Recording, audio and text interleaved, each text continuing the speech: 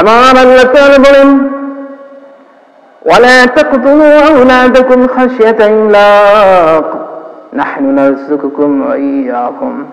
ও আমার বান্দা, শুনে রাখো, তোমরা অভাবের তাড়নায়, ক্ষুধার তাড়নায়, তোমরা দারিদ্রতার ভয়ে তোমাদের সন্তানদেরকে হত্যা করিও না।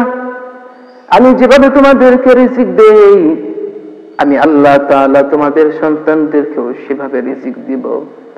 আমি আল্লাহ তাআলার কাছে কোনো কিছুর অভাব নাই। আল্লাহুল গানী ওয়া আনতুমুল ফুকারা।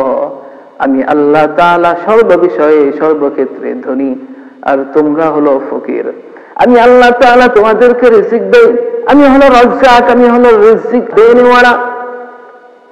এজন্য আল্লাহ তাআলা বলে, ওয়ালা তাকতুলু আওলাদাকুম খাশিয়াতা ইমলাক। ও আমার বান্দা, তোমরা দারিদ্রতার ভয়ে, অভাব অনটনের ভয়ে তোমরা তোমাদের সন্তানদেরকে হত্যা করিও না। কারণ এই দুনিয়ার বুকে যত মানুষ আসবে, যত মানুষ আল্লাহ তাআলা দুনিয়াতে পাঠাবে, প্রত্যেকের রিজিকের দায়িত্ব আল্লাহ তাআলার হাতে, ঠিক না বেঠিক? আল্লাহ তাআলা বলেন, ওয়া মিন দাব্বাতিন ফিল আরদি ইল্লা আলাল্লাহি রিজকুহা ওয়া ইয়ালামু মুস্তাকাররাহা ওয়া মুস্তাওদাআহা। ও আমার বান্দা, শুনে রাখো, এই জমিনের বুকে যত মাখলুক রয়েছে, সমস্ত মাখলুকের রিজিকের দায়িত্ব আমি আল্লাহর হাতে। সুতরাং রিজিক নিয়ে কোনো টেনশন নাই, রিজিক নিয়ে তোমার কোনো চিন্তা নাই। যখন তোমার রিজিকের প্রয়োজন হবে, আল্লাহ তাআলা তোমার কাছে রিজিক পৌঁছাইয়া দিবে।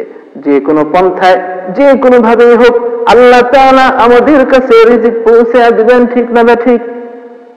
এজন্য অভাবের তাড়নায়, রিজিকের অভাবের কারণে, দারিদ্রতার কারণে কোনো সন্তানকে হত্যা করা ঠিক হবে? ঠিক হবে না। এখন কাফির মুশরিক বেঈমানদের একটি কুফরি মতবাদ হলো, দুটি সন্তানের বেশি নয়, একটি সন্তান হলে আরো ভালো হয়। দুটি সন্তানের বেশি নয়, একটি সন্তান হলে ভালো হয়। এটা সম্পূর্ণ কুফরি মতবাদ। আল্লাহ রাসূল সাল্লাল্লাহু আলাইহি ওয়াসাল্লাম বলেন, ও আমার উম্মতেরা, যেই ঘরে, যেই বংশের মেয়েরা বেশি সন্তান দান করতে পারে, ওই রকম ঘর থেকে, ওই রকম বংশ, ওই রকম গোত্র থেকে তোমরা বিয়ে করো, যাতে তোমাদের ঘরেও সন্তানাদি বেশি হয়। কেন? কারণ কিয়ামতের ময়দানে আমি আমার উম্মতের আধিক্যের কারণে আল্লাহ তাআলার কাছে গর্ব করব। এই জন্য আমাদের উচিত হলো সন্তান বেশি বেশি দান করতে পারে এমন বংশের, এমন গোত্রের মেয়ে বিয়ে করা। অথচ আজকে কাফের মুশরিকরা এমন মতবাদ আমাদের মধ্যে আম করে দিয়েছে, দুটি সন্তানের বেশি নয়, একটি হলে ভালো হয়। এটা সম্পূর্ণ কাফের মুশরিকদের কুফরি মতবাদ। এই মতবাদে আমরা যদি পড়ে যাই, এই মতবাদ যদি আমরা বিশ্বাস করি, তাহলে মুসলমানদের দুর্বলতাকে তারা পুঁজি করে মুসলমানদের উপর তারা জুলুম করবে, ঠিক না বেঠিক? কারণ তারা জানে, মুসলমানের সন্তান যদি বেশি হয়, তাহলে মুসলমানের শক্তি বেশি হবে। মুসলমানের সন্তান যদি কম হয়, মুসলমানের শক্তি কম হবে।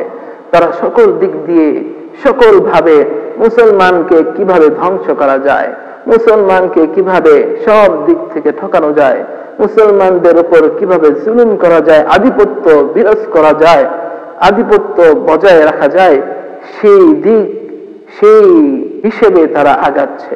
এজন্য কুফরি কোনো মতবাদ আমাদের ফলো করা ঠিক হবে? ঠিক হবে না। সুতরাং রিজিকের দায়িত্ব যেহেতু আল্লাহ তাআলা নিয়েই নিয়েছে, আমাদের কিসের এত ভয়? আমি আপনি যেই টাকা আমার পরিবারের জন্য, সংসারের জন্য ব্যয় করব, আল্লাহ রাসূল সাল্লাল্লাহু আলাইহি ওয়াসাল্লাম বলেন, এই টাকাও আমার জন্য সাদাকা। আমি এই টাকা খরচ করার কারণে আমি সদকার সওয়াব পাবো। আমি এটাকে দায়িত্ব মনে করে পালন করি, হ্যাঁ, আমি এটাকে দায়িত্ব মনে করে পালন করি, ঠিক আছে, কিন্তু এই দায়িত্ব পালন করার দ্বারাও আল্লাহ তাআলা আমাকে সওয়াব দান করবেন। আল্লাহ রাসূল বলেন, ইদা আনফাকা রাজুলু আলা আহলিহি ইয়াহতাসিবুহা ফাহুয়া লাহু সাদাকাতুন। যখন কোনো মানুষ তার পরিবারের জন্য খরচ করে, পরিবারের জন্য খরচ করার প্রতিটা টাকাই, প্রতিটা ব্যয় তার জন্য সদকা স্বরূপ।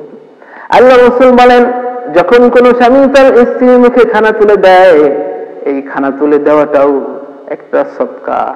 এই খানা তুলে দেওয়ার কারণেও আল্লাহ তাআলা তাকে সওয়াব দান করেন। সুবহানাল্লাহ। যখন আপনার সন্তানকে আপনি মজা খাওয়ার জন্য অথবা তার কোনো খরচের জন্য আপনি তাকে 10 টাকা হোক 5 টাকা হোক দিলেন, এই যে 10 টাকা দিলেন 5 টাকা দিলেন, তার খরচ বহন করলেন, এই টাকাটাও আপনি আল্লাহর রাস্তায় সদকা করার সওয়াব পাবেন। সুবহানাল্লাহ। এজন্য স্ত্রীর পিছনে, সন্তানের পিছনে খরচ করবেন, পিতামাতার পিছনে খরচ করবেন, এটা তো আপনার দায়িত্ব ছিল।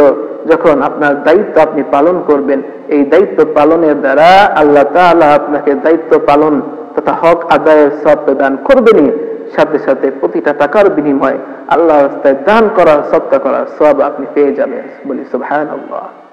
আল্লাহ তাআলা আমাদেরকে বুঝার তৌফিক দান করুক। আল্লাহ তাআলা আমাদের সাংসারিক জীবনে শান্তি কায়েম করার, শান্তি বজায় রাখার তৌফিক দান করুক। আমরা সকলে বলে আমিন।